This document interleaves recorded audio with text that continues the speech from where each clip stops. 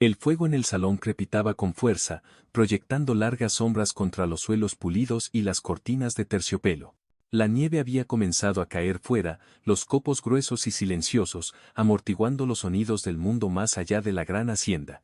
Isabella se sentó erguida en el sofá capitoné, con las manos apretadas en el regazo, mientras doña Elena Caldwell, su suegra, permanecía alta y sombría junto a la chimenea, con ojos tan penetrantes como los de un halcón. Si no puedes tener hijos, Isabella, dijo doña Elena con frialdad, entonces ¿qué utilidad tienes para el nombre Caldwell? Isabella levantó la vista lentamente, su voz firme a pesar del nudo en el pecho. Me casé con su hijo porque lo amo. Doña Elena resopló. El amor no asegura un legado. El amor no hereda tierras ni continúa linajes. El amor no importa aquí.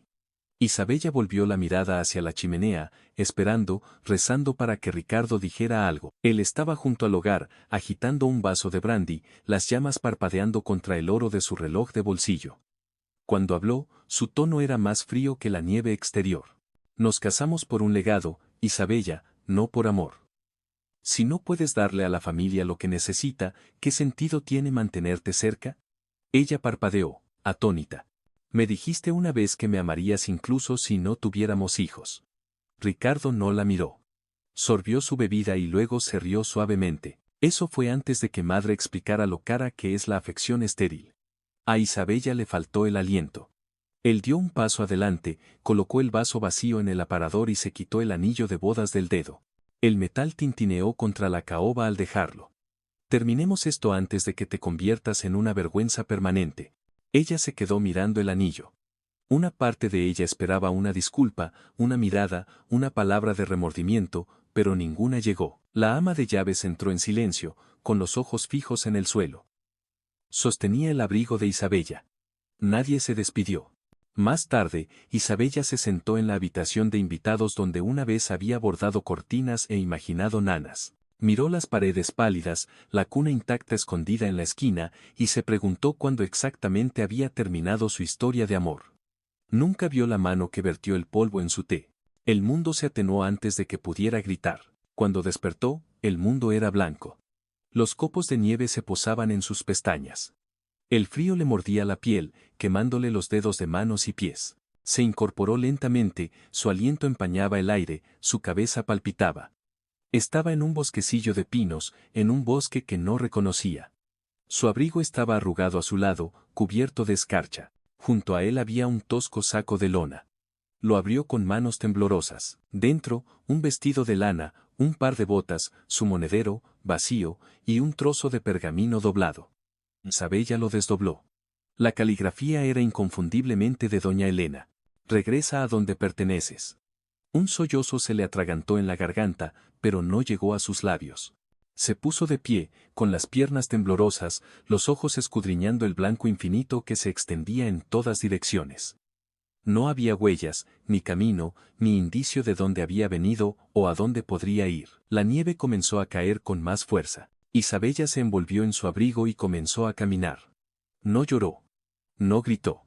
Simplemente avanzó, paso tras paso, adentrándose en el bosque que la había engullido. El viento aullaba entre los árboles y la oscuridad llegó temprano. Al atardecer, sus pasos eran desiguales.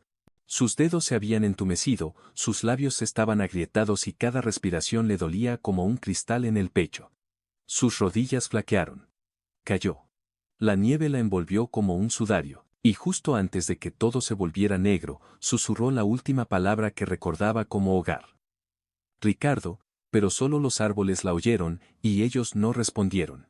El viento estaba amainando mientras Mateo Soler regresaba pesadamente a su cabaña. Leña equilibrada sobre un hombro y un hacha oxidada en el otro.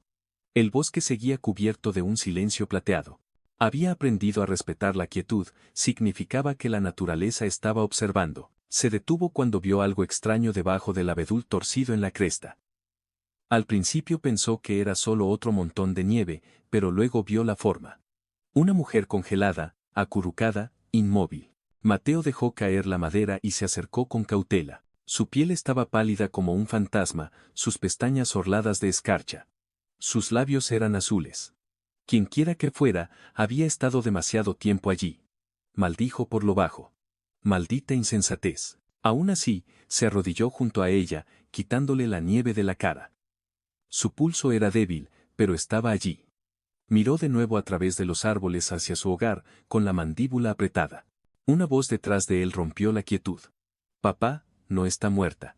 Su hija menor, Luna, estaba al borde del bosque, abrigada con un abrigo demasiado grande, con los mitones colgando de sus mangas. Miró a la mujer con ojos grandes y suplicantes. Por favor, susurró. Mateo exhaló lentamente. No recogemos a los extraviados. Ella no es una extraviada. Es una dama. Mateo cerró los ojos un momento, luego levantó a la mujer en sus brazos. Era ligera, demasiado ligera. La llevó por el sendero de regreso al único lugar que había jurado no abrir a extraños. La cabaña de los Soler era pequeña pero sólida, anidada en la base de una ladera rocosa. El humo se elevaba de la chimenea, dentro, otros 3 niños observaban mientras su padre abría la puerta de una patada y entraba, cubierto de nieve y con su carga. ¿Una mujer?, preguntó Gael, el mayor, frunciendo el ceño. ¿De dónde salió? La encontré en los bosques del norte, respondió Mateo. Se queda una noche, eso es todo. La dejó en el catre de la pequeña habitación trasera, la que todavía guardaba la vieja colcha de su esposa, doblada al pie. No le preguntó su nombre. No le quitó las botas. Simplemente avivó el fuego, echó más leña y dejó una olla de agua caliente cerca. Más tarde esa noche, cuando la cabaña estaba en silencio y los niños dormidos, Mateo regresó para verla. Estaba ardiendo en fiebre. Su rostro enrojecido, húmedo de sudor. Sus labios se movían sin sonido. Mateo murmuró algo por lo bajo, luego fue a buscar un paño húmedo y le limpió la frente. Su cuerpo se sacudió bajo la colcha. No, gimió. Tranquila, dijo, más tosco que amable. Sus ojos se abrieron por un segundo, vidriosos, desenfocados. No lo vio, pero las lágrimas rodaban por las comisuras de sus ojos. Mateo se detuvo, con el paño en la mano. Había visto a mujeres llorar de dolor. Había visto a hombres llorar por la guerra.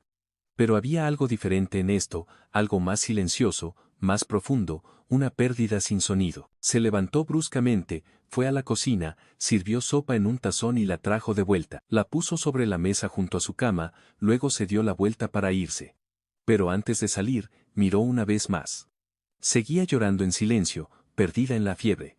Mateo no habló. Solo le subió la colcha hasta el pecho, bajó la lámpara y cerró la puerta tras él. Isabella despertó con el sonido del viento golpeando el cristal y el crujido de un tablón de madera fuera de su puerta. Su garganta estaba seca, sus extremidades rígidas como tablas, su espalda dolorida por el frío. Pero estaba viva. Parpadeó lentamente, sus ojos adaptándose a la tenue luz de la mañana que se filtraba por la ventana esmerilada. La habitación a su alrededor era tranquila y desconocida. Paredes de madera desnudas, estantes escasos que solo contenían unas pocas latas y paños doblados. Una pequeña estufa de hierro agazapada en la esquina, su calor desvanecido pero persistente. La única ventana enmarcaba una vista de altos pinos cargados de nieve. El viento empujaba contra los cristales con suave insistencia, como un niño llamando suavemente para que lo dejaran entrar. A los pies de la cama, alguien había colocado un vestido de algodón doblado, sencillo pero limpio, el tipo de vestido que se usa no por belleza sino para trabajar. No era el suyo. Se sentó lentamente, la colcha cayendo de sus hombros en un pesado bulto. El movimiento le provocó un mareo. Sus pies tocaron el suelo, y ella hizo una mueca, la piel en carne viva, fría, todavía aferrándose a sus dedos como la congelación, esperando una razón. Aún así, se obligó a ponerse de pie, agarrándose a la pared para mantener el equilibrio. Cada respiración requería un esfuerzo, pero no se quedaría allí más tiempo. Voces llegaban de otra habitación, risas de niños. Algo burbujeaba. ¿Estofado, quizás? Una olla se estrelló contra el suelo, seguida de un coro de risas ahogadas y un fuerte SH. Dudó en el umbral, su mano flotando sobre el pomo, su pulso acelerándose. ¿Y si no la querían allí? ¿Y si el hombre que la encontró cambiaba de opinión? Antes de que pudiera volverse, la puerta principal se abrió de golpe. Gael tropezó al entrar, arrastrando a su hermano menor, Nico, que parecía sin fuerzas en sus brazos. Fue al arroyo, gritó Gael, sin aliento, con los ojos muy abiertos por el pánico. Sin botas.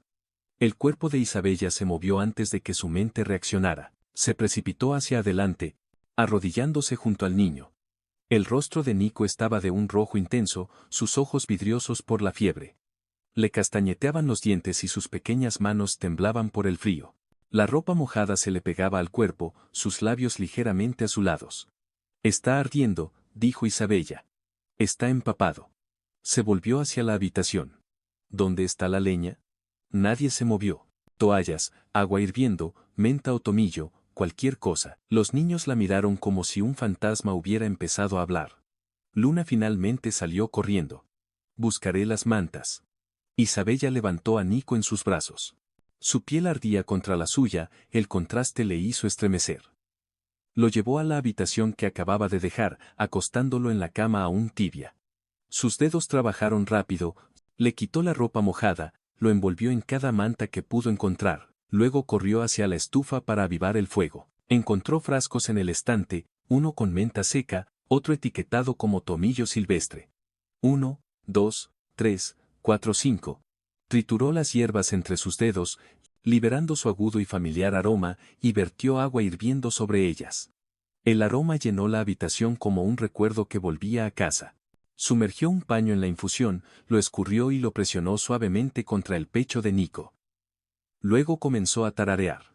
Comenzó bajo, tentativo, una nana sureña, antigua como la memoria. Su voz se quebró al principio, pero siguió cantando. Duerme, mi pequeño, la tormenta pasará. Mamá está aquí contigo, las estrellas en tus ojos. No llores. No, no llores. Mamá cantará hasta que llegue la mañana. La respiración de Nico se ralentizó. Sus párpados revolotearon. Luego, con una voz tan suave que casi no la oyó, susurró, mamá, solía cantar eso. Las manos de Isabella se congelaron, sus labios se entreabrieron, pero ninguna palabra salió. Nico extendió la mano, sus pequeños dedos se enroscaron en los suyos. Recuerdo esa canción. Ella parpadeó rápidamente, apretándole la mano con suavidad. Desde el umbral, Mateo observaba en silencio, con los brazos cruzados, sus ojos indescifrables, pero su mandíbula apretada con algo que no dijo. Cuando Nico finalmente se durmió, Isabella le acarició el cabello al niño y se dispuso a irse. Mateo no se había movido. Sus miradas se encontraron. Sin palabras, solo esa mirada silenciosa y pesada, antes de que él desapareciera en la cocina. Un momento después, regresó. Puso una taza humeante de té de menta sobre la mesa junto a ella y se marchó. Ni un gracias, ni una disculpa, solo ese pequeño acto, sin palabras, cálido y lleno de significado, más elocuente que cualquier cosa que le hubieran dicho. Isabella se quedó, no porque alguien se lo pidiera, sino porque nadie le dijo que se fuera. Cada mañana se levantaba antes de que se encendiera el fuego.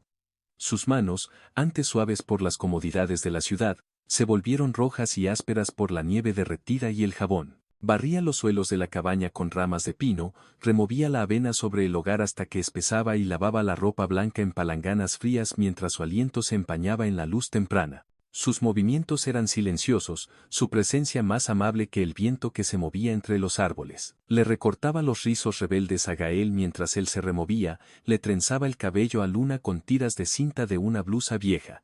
Remendaba los calcetines gastados de Jonás sin que se lo pidieran y le enseñó a Nico cómo atarse las botas 2 veces para que no se le soltaran en la nieve. Nunca se impuso. Nunca pidió las gracias. Simplemente ocupó los espacios que habían permanecido intactos desde que la madre de los niños falleció, llenando el silencio con el tipo de atención que se sentía como la luz del sol a través de las persianas. Al principio, los niños la llamaron señorita Isabella con vacilación, como si estuvieran probando el nombre en el aire. Luego, con más facilidad y después con afecto, comenzaron a traerle piñas y piedras lisas. Luna le ponía flores silvestres detrás de la oreja. Gael le dejaba galletas a medio comer junto a su cama. Incluso Jonás, que rara vez decía más que un gruñido, comenzó a quedarse cerca de ella cuando leía en voz alta por las noches. Mateo siguió siendo una figura silenciosa en el fondo. Cortaba leña y reparaba el tejado después de la última tormenta. Cazaba en silencio, regresando con conejos y carne seca para la olla del estofado. Pero Isabella notaba cosas. Cada pocos días, alguien apilaba troncos recién cortados justo debajo de la ventana de su habitación. Su fuego nunca se apagaba.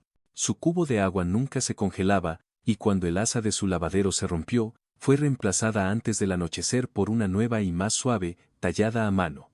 Mateo nunca le dio las gracias. Nunca la elogió, pero cuando pasaba junto a ella en el hogar o le entregaba una taza de té de estaño, sus dedos rozaban los suyos más de lo necesario. Luego llegaron los susurros. El pueblo era pequeño. Los chismes crecían como el musgo, húmedos y persistentes. El leñador escondiendo a una mujer en el bosque, probablemente sea una fugitiva de la guerra o peor. Viviendo con 4 niños y sin anillo en la mano. Escándalo. Mateo lo oyó cuando iba al pueblo a comerciar con pieles. 6, 7, 8, 9. No respondió. Ni siquiera parpadeó. Pero cuando las provisiones escasearon y la nieve comenzó a derretirse, necesitaba volver. Esta vez con una carreta. Isabella se paró en la puerta, con los brazos cruzados, el chal apretado alrededor de los hombros. Voy contigo, dijo. Los niños necesitan zapatos nuevos. Mateo dudó. Sus ojos escudriñaron los de ella, indescifrables. Luego asintió una vez. La carreta crujió sobre los caminos descongelados. Atrás, los niños se acurrucaron bajo las mantas. Isabella se sentó cerca del frente, con una mano apoyada en una cesta de hierbas secas que había guardado de ayudar a los vecinos. El pueblo era ruidoso, calles embarradas, carretas crujiendo, voces gritando ofertas desde las ventanas. Cuando Isabella bajó, de la mano de Nico, la calle se ralentizó, las conversaciones se silenciaron, las miradas se volvieron. La mujer sin anillo, demasiado delicada, pensaban, para la montaña, pero ella se mantuvo erguida, y 4 niños, con las mejillas curtidas por el viento y las manos enroscadas en las suyas, se aferraban a ella como las raíces a la tierra. Dentro de la tienda general, ayudó a Jonás a elegir lápices.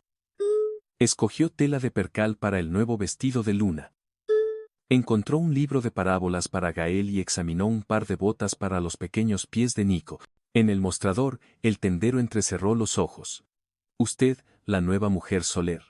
Isabella sonrió. No, señor. Solo estoy ayudando con los niños. Luego, desde la puerta, una voz aguda resonó. Mamá, Nico vino corriendo. Un tirachinas apretado en la mano. Le echó los brazos alrededor de la pierna y miró tímidamente. Quise decir, señorita Isabella. La habitación se quedó en silencio. Isabella parpadeó, pero su rostro se suavizó. Se arrodilló y le besó la coronilla. Está bien, susurró. Afuera, Mateo apilaba sacos de harina en la carreta. Un hombre cercano se apoyó en un poste y resopló. Parece que te has conseguido una nueva esposa. Mateo no levantó la vista. Ella no es mía. El hombre sonrió.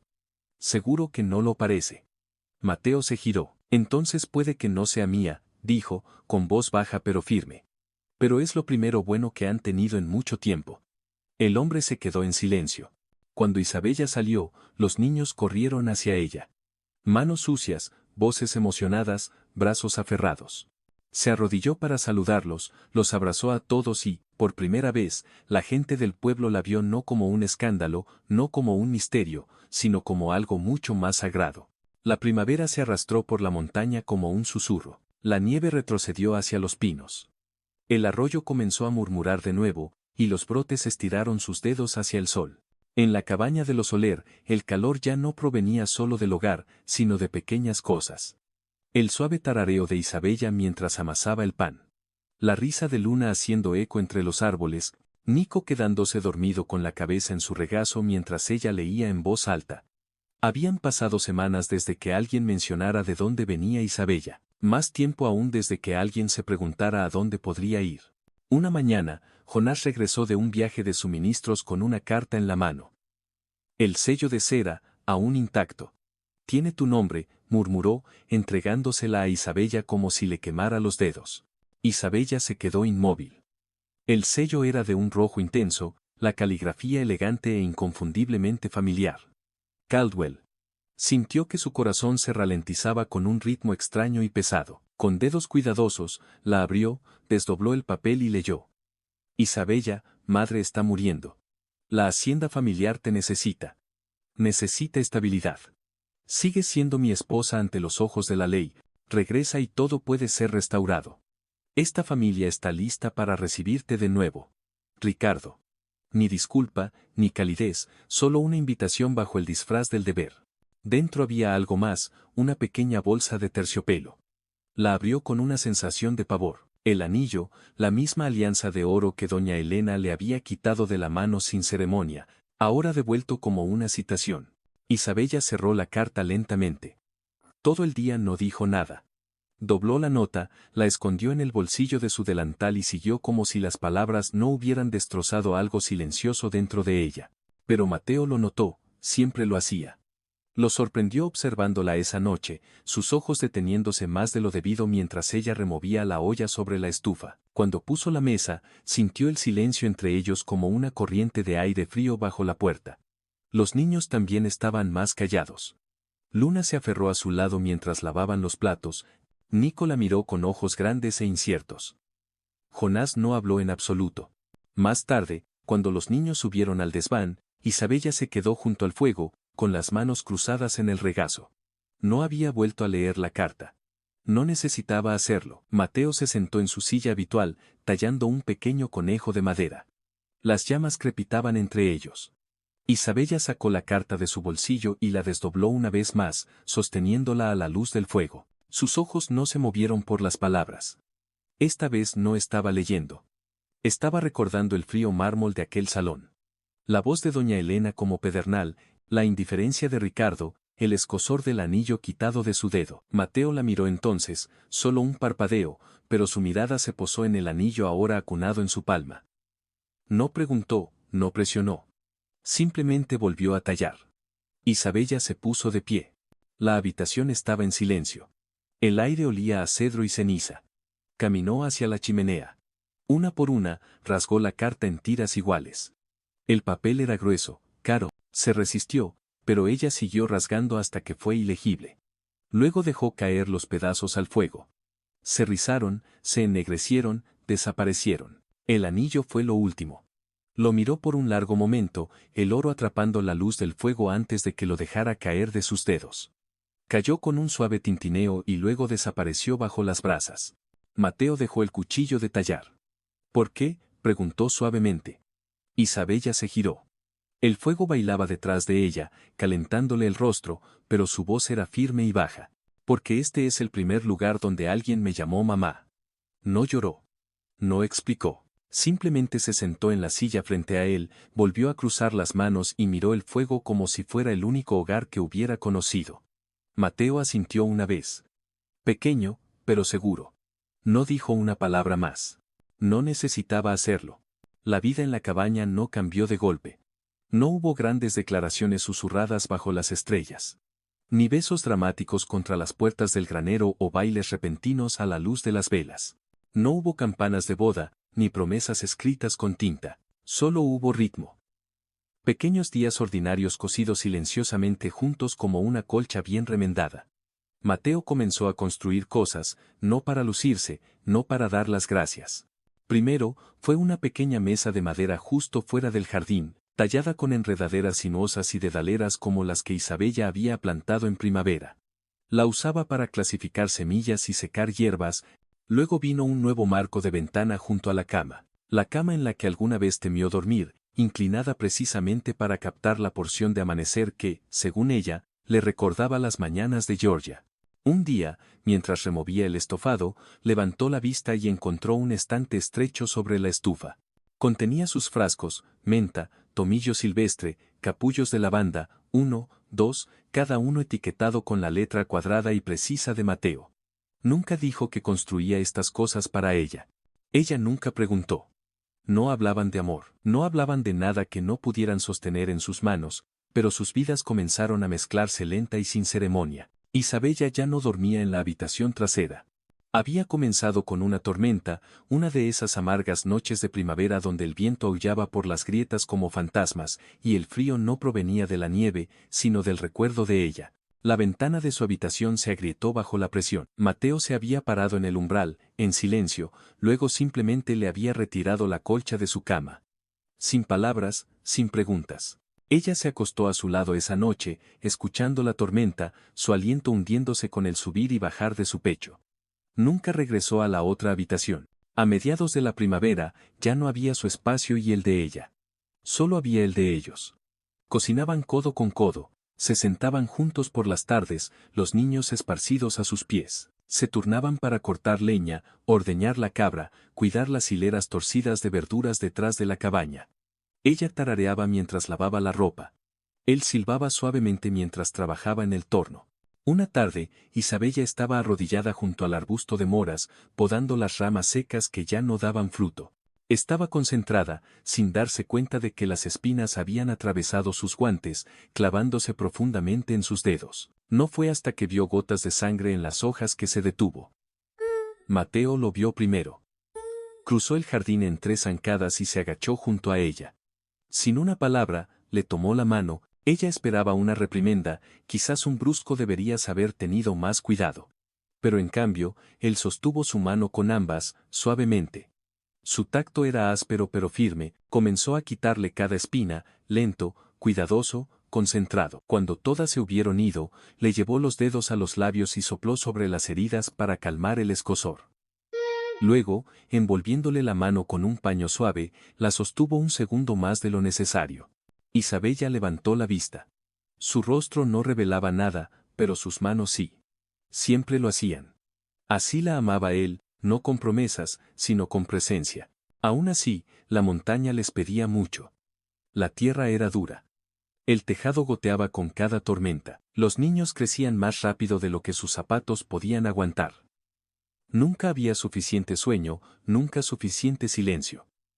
Isabella dio más de lo que debería. Acogía a otros niños, daba lecciones hasta el anochecer, ayudaba con las tareas antes de que el sol saliera correctamente. Una mañana, al salir al patio a recoger huevos, el mundo se inclinó, sus rodillas flaquearon, dejó caer la cesta y cayó al suelo con fuerza, los huevos rompiéndose a su alrededor como soles pálidos. Luna gritó. Mateo llegó primero. La levantó en sus brazos como si no pesara nada, la llevó a la cabaña y la acostó en su cama. Apiló edredones sobre ella, avivó el fuego, dio órdenes silenciosas a los niños y se sentó a su lado. Estaba ardiendo de fiebre. No había médico en kilómetros, ninguna medicina más que hierbas y tiempo. 1, 2. Mateo nunca salió de la habitación. Le refrescó la frente, le dio caldo con cuchara, le secó el sudor de las clavículas. Cerca de la medianoche, Isabella se agitó, sus labios se entreabrieron. Lo siento, susurró débilmente. Mateo negó con la cabeza, con voz baja y grave. No debes pedir perdón por dar más de lo que tenías para dar. Ella le buscó la mano. Él la tomó y la sostuvo como algo sagrado. Luego, después de un largo momento, pronunció la verdad que lo había perseguido desde el día en que la encontró en la nieve.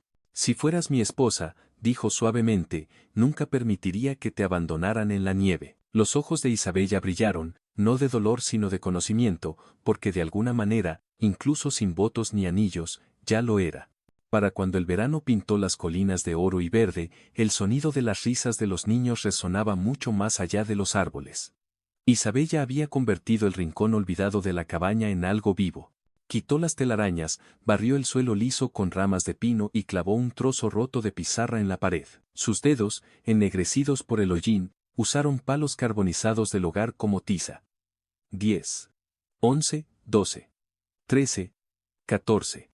Enseñaba de memoria, versículos de las escrituras, cuentos populares, fragmentos de poesía transmitidos por su abuela y aritmética simple grabada en la vieja madera junto a la ventana. Al principio eran solo los 4 de Mateo, luego llegaron 2 más. Niños delgados de la granja de la cresta. Su ropa estaba remendada, sus ojos cansados, pero escuchaban atentamente cuando ella leía sobre el coraje y la amabilidad. Luego vino una niña. Sin zapatos, sin padres, solo 3 millas de polvo aferradas a sus tobillos y un brillo obstinado en sus ojos. Quiero aprender mi nombre, dijo, la forma real, con letras. Isabella la dejó sentarse junto a la estufa y le dio la manta más cálida. Se sentaban en cajones, pacas de paja y alfombras viejas. Isabella tocaba una campana improvisada, una cuchara doblada atada a una herradura, y comenzaba cada día con una historia que calmaba incluso al niño más revoltoso. Su voz, baja y segura, se tejía a través de las maderas como el canto de los pájaros. La montaña comenzó a escuchar. La noticia se extendió, suave como el viento entre los pinos. La cabaña del leñador se había convertido en una escuela. La escuelita roja, la llamaban, nombrada por el chal rojo que Isabella usaba cada mañana mientras se paraba en la puerta, campana en mano, con una sonrisa lista. Una tarde, una mujer encorvada del Valle del Sur llegó con un bulto envuelto en lino gastado. Se lo entregó a Isabella sin ceremonia. Mi hermana enseñó en Georgia antes de la guerra, dijo. Nunca tuvo hijos propios, pero enseñó a 100. Dentro del bulto había una bufanda de seda, azul pálido, deshilachada por las esquinas, que aún olía ligeramente a lavanda. Isabella se la llevó a la mejilla, con los ojos empañados. Gracias, susurró. Esa noche, se la ató al cabello mientras leía a la luz de las velas, su voz brillando con gratitud. Luego llegó el niño del orfanato, silencioso, delgado, con ojos salvajes. Se sentó en la esquina, con los brazos cruzados, observando a los demás leer, reír y trazar letras en la ceniza sobre la madera. Isabella lo dejó en paz. Al cuarto día, mientras la clase recogía sus libros y salía dispersa, él se quedó atrás. Miró la tiza durante un buen rato, luego avanzó, incierto, sus manos temblaban. Luego, de repente, abrió los brazos y la alcanzó. Isabella se arrodilló lentamente, insegura, hasta que él la envolvió por la cintura y hundió el rostro en su delantal. Mamá, susurró, su voz apenas audible, quebrándose como hielo fino. Isabella se quedó inmóvil. La palabra la golpeó como un trueno, su garganta se apretó, su corazón latió contra sus costillas. Lentamente, se agachó, lo abrazó fuerte y le susurró al cabello, estoy aquí mismo. No me voy a ninguna parte. Las lágrimas rodaron libremente por sus mejillas. Había pasado un año, aunque el bosque parecía atemporal. La cabaña se había llenado más, no en tamaño, sino en alma. Donde antes había silencio, ahora había música, risas, disputas por cucharas y libros, pies descalzos corriendo por los suelos de madera. La mesa del comedor había sido reconstruida por la mano de Mateo, más resistente, más larga. 8 sillas ahora la rodeaban, 4 para sus hijos, 3 para los estudiantes de la montaña que no tenían otro lugar a donde ir, y una en la cabecera donde Isabella siempre se sentaba, cortando pan y sirviendo estofado con manos que antes temblaban pero que ya no lo hacían. Nadie preguntó por qué se quedó. Simplemente lo hizo. Mateo, que nunca fue de muchas palabras, había encontrado otras formas. Una mañana de invierno, Isabella salió y encontró un carillón de viento colgado en el porche, delicado y encantador, hecho con viejas cucharas de plata. Chocaban suavemente con la brisa, cada tono suave y distinto. Se giró para encontrar a Mateo detrás de ella, observando en silencio. Él se frotó la nuca. Cada cuchara, dijo, es un gracias que nunca logré decir. Isabella no habló. Simplemente extendió la mano y tocó una suavemente, con los ojos brillantes. Detrás de la cabaña, ella había comenzado a tallar nombres en delgadas tablas de madera. Cada niño que cruzaba su puerta, cada alma que encontró seguridad allí. Las clavó en un gran pino cerca del jardín.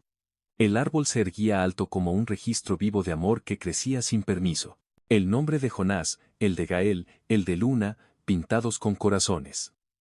El de Nico debajo de un oso tallado. Luego vinieron los huérfanos, Sara, Natalio, Ruth, y una pequeña placa justo encima del resto, el árbol de Isabella. Cuando la nieve regresó y el mundo volvió a quedarse en silencio, la cabaña siguió siendo un hogar en la tormenta. No hubo boda, ni papeles, ni predicador.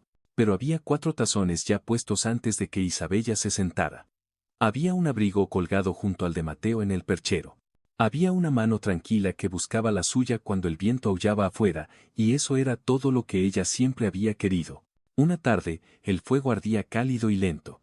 Isabella se sentó en su mecedora, 3 niños acurrucados a sus pies. Leyó en voz alta de memoria.